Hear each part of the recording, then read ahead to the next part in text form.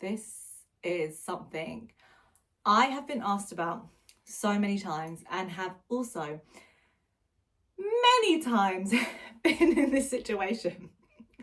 Let's say you are not an ethos love match with your school leaders. You are OG, ride or die, TGMC, and they ain't. What can we do? How do we move forward? Am I leaving my job? Like, how deep is this? I want to explain like how I would approach this, how I have approached this, and how I recommend others to approach this.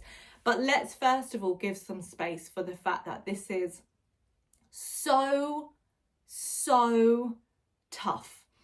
Even in my last school that I was at, when I had been teaching for 12 years and I was speaking to my head teacher about something I was really uncomfortable with, it was still something I had to like pep talk myself up for, because it's really awkward in schools if there's like bad blood, if there's friction. I don't need to tell you this, you know this, but it's like there's that fear that they're then going to be like, did they think they knew better? Or like it's just awkward. But in general, school leaders want the best for their children. In general, school leaders want the best for their educators. And actually, this is a good like way to identify if actually this school is right for you. And I know that sounds really intense, but honestly, if you are coming to them sharing what I'm about to share in a really honest, authentic way, and they genuinely are not kind about it, are unkind about it, make it awkward, don't listen to what you have to say, then that kind of is your answer. And I know that that is really scary. But as an educator who is really fiercely passionate about our mission, it's like rotting. It feels like you're rotting if you're in a culture that doesn't reflect that, and if you can't fully make decisions that are at the best interests for you and your children.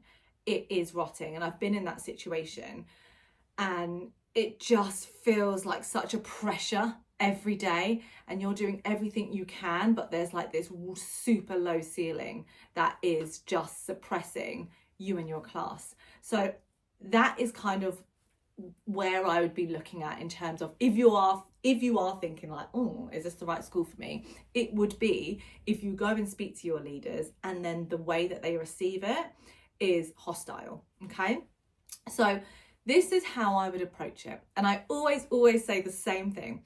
I would approach it with common sense and research. Okay, so let's say that the ethos that you are finding really hard, and we spoke about this in the last YouTube video about punishments, maybe it is the need to punish, or maybe it is like an over excess of extrinsic rewards.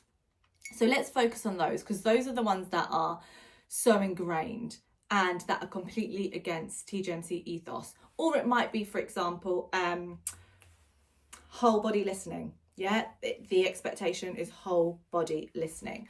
Or it might be, it's all coming out now, it might be if it's like really high pressure demand curriculum and they're not allowing for like soft starts, transition buffers, etc. So those are things that are really impact you and your class. So first we're going to go through the common sense. And what I mean by that is you're really thinking about what you can see on the surface and the impact it's having just in a commonsensical way. So first of all, it might be that, look, I'm exhausted, or it might be your teaching assistants exhausted. It might be the midday supervisors are exhausted, but it's taking a toll on me because I'm using strategies that aren't working. It might be things like the same thing is happening. So let's say you are forcing whole body listening, the same thing is happening. Children aren't staying in the seats. Children are constantly fidgeting. Children are really unhappy. Children are refusing to do the work or aren't doing the work very well. So just saying what you're seeing in terms of the cycles of behaviour, the impact it has on behaviour, well-being and engagement. That's kind of the common sense view. And it might be things like that child just doesn't seem happy. They've got a really negative relationship with their peers, or a really negative relationship with the classroom or me. And it's a constant eggshell situation. Now, with this common sense, of course, we are going to prong this with some research, but there's a secret prong, a little secret prong in the middle, and that is having a bit of evidence, okay? So it might be that you are using a TGMC behavior tracker. So we have emotions tracker, backpack tracker, we have another tracker. What is it? Emotions, just like when's it happening, etc. So the teacher tracker. So you might be saying, look, I've tracked it over the last week. So rather than just saying they're just not happy and leaving it there, you can say, and look, here is the evidence to prove that. I've tracked their behaviour over the last week, and you can see that 80% of the week shows that they are feeling sad, worried, confused, angry. So you've got a little bit of data to back that up. Again, with the same thing. So you're saying, it's the same thing every time. It's whole body listening. We're getting fidgeting, chatting, opting out. Back it up. Secret prong. Here's their English book. This is the time where we demand whole body listening as a school policy, or their handwriting book, for example. Look at their work. Look at this scribble. Look at this one's been ripped out. Look at this one. They haven't even wrote the date. So here we've got the middle prong evidence, okay? So first we're going with common sense. We're backing that up with middle prong evidence. But then we are going to talk about the final prong, which is the research. And this is the nail in the coffin. Because, as I said, in general, leaders want the best for their children. Leaders want the best for their staff. And they might not know the research. I'm so incredibly privileged and honoured to work with so many leaders. And when I do my training, it is new, because TGMC pedagogy is new, it's progressive, and traditional practices are ingrained. It's like they are just part of your hardwire because we've done it for so long. It doesn't necessarily mean that an educator, that a leader is in the wrong, or that they have a terrible ethos. It really doesn't. And do you know what I love? Dr. Becky has this, it might not be specifically hers, but she shares it in her book, Good Inside, the generous principle. And I go back to it all the time, and I share it whenever I do trainings, because sometimes it can feel a bit like when I'm doing a training and it's like brand new information.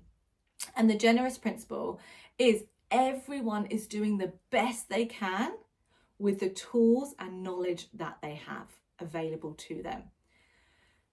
In general, people do not intentionally do something against the research. They don't. They want to do the best they can, and they're doing the best they can from what they know. So I think it's really important when you go and speak to a leader that you are going in with that generous assumption principle, that they aren't bad people, that they don't want you to waste your time, that they don't want children to fail the system, that they honestly just think this is the best way.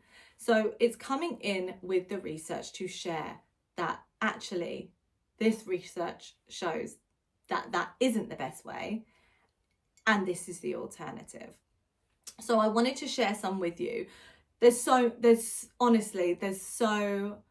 many incredible books and pieces of research that you can reference.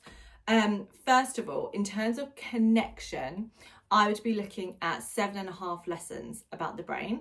That is really, it's a great book in terms of it's very concise, and it just has all of the most up-to-date neuroscience. So there, it talks about how we're social species and things like isolation, or really, if we're thinking on the spectrum, just leaning into correction instead of connection is not going to help behaviour. It's going to make it worse. It's not going to help learning. It's going to make it worse.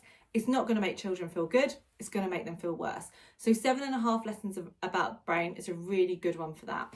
And I would also back that up with The Culture Code by Daniel Coyle, because it's just a really nice accompaniment. I say that word a lot and I'm not sure if I say it right, but I just love that word. It's a really nice accompaniment to that understanding of connection. And they have case studies from like children, but also to adults, of how actually we don't respond well to rewards. We respond much better to connection, because that's how we are all hardwired. I brought some here as well.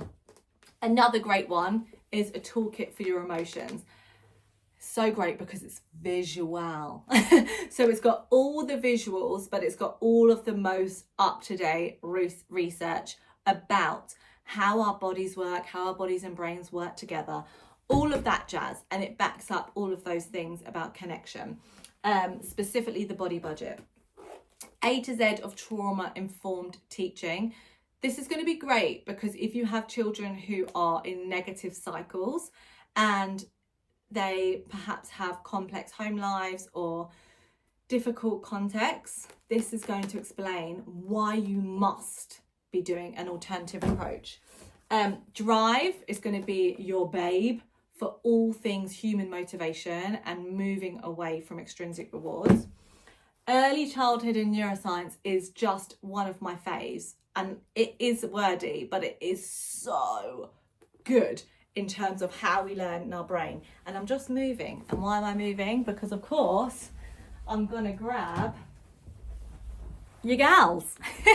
Because honestly, I worked really, really hard to take all of that research. It's called the Lost Modules. So it's to take all of that research and then translate it in like a jargon-free way about what we shouldn't be doing and what we should be doing. So that's really going to be your absolute babe if you want to talk about moving away from traditional systems. So let's summarize. We're going to come in and we're going to talk about common sense. This isn't working. This feels like this is really tough. Middle prong, evidence, because as you can see from the book, as you can see from the tracking I've been doing, research I've been reading up about, or I've just read this book and it explains an alternative, and I would really love to trial it. So then saying, would you be happy with me trialing this in my classroom? Or is there a way that we can talk about leaning into more of these methods? What I'm also going to do, if you've got to here, I am going to add in, I did it in my last video as well, but I have two like formal videos, not like these unhinged ones. I've got two formal ones about why we don't do rewards and why we don't do takeaway play. So I'm going to add those in, and I'm also going to add in our school info booklet, because that basically shows like, this is what we do, this is all the research we do, and this is a great time for your leader to see it, because we are currently at £249 for a school license plus VAT, but that is going to more than double. I was like, is it going to be more than triple? I don't know, maybe, because we have the whole license for your school, but also we have the parent portal for parents, the digital backpack for parents, the digital backpack for everyone, the teaching assistant hub training, the ECT training. It's a humongous offer.